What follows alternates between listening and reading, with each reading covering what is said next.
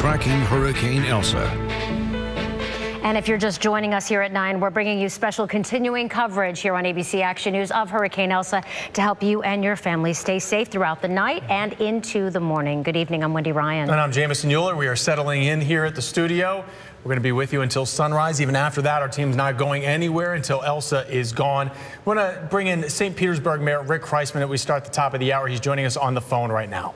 Mayor Kriseman, for those who live in St. Pete, what advice do you have, especially with flooding and storm surge expected along the coastline as we head into later in the evening?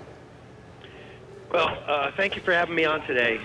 You know, I'm really I'm so pleased to have seen so many of our residents taking advantage of getting sandbags earlier today. We gave out 23,000 sandbags. So our residents are taking it seriously. I think that the biggest thing I would ask them to do is, because this is happening in the middle of the night, and, you know, while a lot of folks are going to be sleeping, when you get up in the morning, don't go venturing out. Give us an opportunity to clean the areas up, to make sure that down power lines get picked up and that you're safe. That's, I think, the biggest risk is for people to go out and venture out before we've had a chance, before Duke has had a chance to go out and make sure that the area around the city is safe. Mayor, what are your areas of concern tonight around the city, the usual spots? And I would say not only for your Public Works Department, but also first responders tonight. Where are you really focusing in on this evening? Well, you know, obviously, any of our properties, any of the city that's on directly on the waterfront, and in particular, the areas of the city that have flooded the most, you know, Shore Acres, Riviera, Maximo, Lake Maggiore, those areas that in the past have had significant flooding issues, those are the areas that I think we have our greatest concerns about. And certainly, you know, our hope is that this storm, the impact of it isn't as significant as what we've seen in the past. And now, along with Duke Energy, which I know their linemen are standing by, I know Florida Power and Light also serving the St. Pete area, about 7,000 workers, is my understanding, ready to restore power. Do you have other backups? Because as we see, when you have a storm like this, especially a hurricane with winds like this, power often does go out all across the Bay Area. What are your plans, and do you have a backup to help restore the power? So, you know, Duke is, and we coordinate very closely with Duke, and as does Pinellas County. They are stationed in the EOC of the county. So we tend to work really closely with them to try and get power restored as quickly as possible. You know, from what we have control over is traffic signals. So when people do start venturing out, if there's not power, we want to make sure that they're able to do so safely. So we do have generators, and between the generators that we have and the work that our PD and fire department do, we're able to make those intersections safe for those who are trying to get out and about. But, you know, Duke is committed to trying to get power back on as quickly as possible, and anything that we can do to assist them, we do.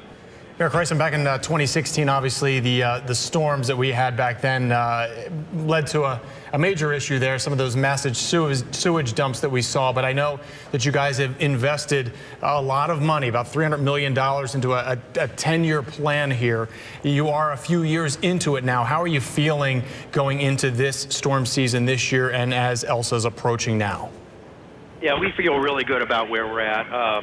The work that our Public Works Department has done, the investments we have made, I think have really paid off. If you look at the last several years where we've had storms, whether it was Eta or Irma, I mean, we haven't seen the same thing that we experienced back in 2015, 2016. So we feel like we're in a good place right now. We've done some, aside from the upgrades that we've done to the system, creating more capacity, lining our pipes and working on our manholes, we've also reduced some retention ponds so that they have a greater capacity to store. So we feel like we're in a good place. Are you monitoring the winds, especially for the Sunshine Skyway Bridge or the Howard Franklin, as far as shutting down to keep residents safe if need be? I'm sorry, can you say that again? I said, are you monitoring the winds and the storm as the Howard Franklin Bridge? Oftentimes we have to shut down if the winds exceed 40 miles an hour, which it looks like this storm could certainly bring, or even the Howard Franklin, any of the other bridges or streets that you may have to shut down for safety. Yeah, I mean, if the winds get to a certain level, the bridges definitely get shut down. Again, you know, the best thing that people can do is to stay home.